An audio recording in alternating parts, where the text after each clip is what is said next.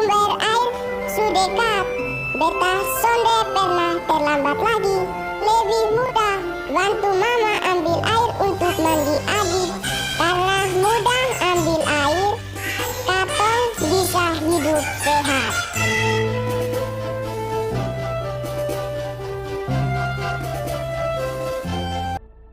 Badai siklon tropis Seroja yang melanda di Nusa Tenggara Timur berdampak pada terbentuknya danau baru di lokasi Sikumana, Kota Kupang. Menurut warga, kejadian tersebut baru pertama kali terjadi. Menurut warga setempat, ini terjadi setelah hujan dengan intensitas tinggi pada tanggal 3-4 April akibat badai siklon tropis Seroja.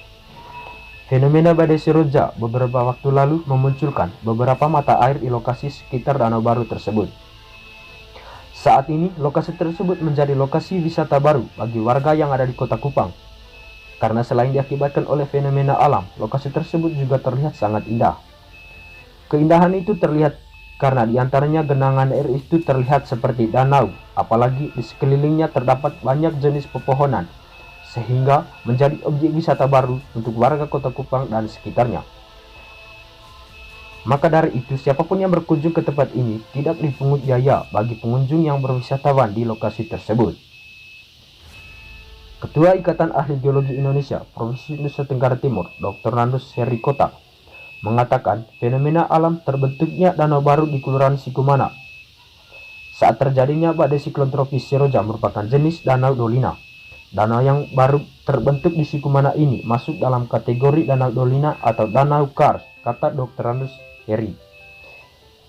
Ia mengatakan pembentukan danau seperti di Kelurahan Sikumana sering terjadi di daerah yang masuk dalam daerah yang bertopografi kars atau bentengan alam yang memiliki siklus hidrologi yang khas sebagai akibat dari perkembangan batu karbonat.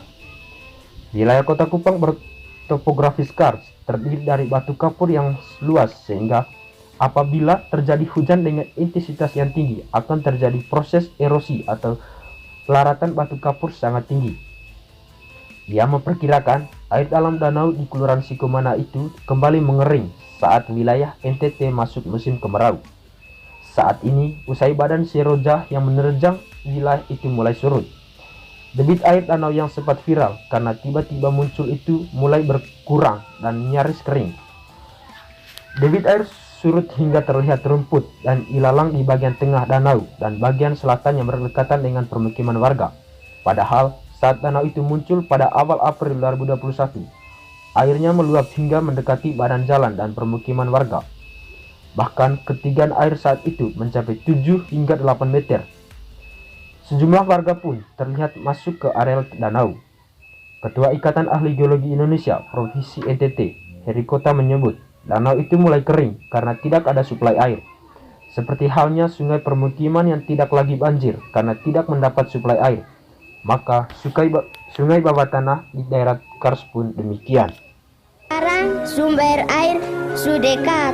Beta sonde pernah terlambat lagi.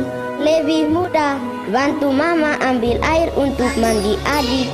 Karena mudah ambil air, katong bisa hidup sehat.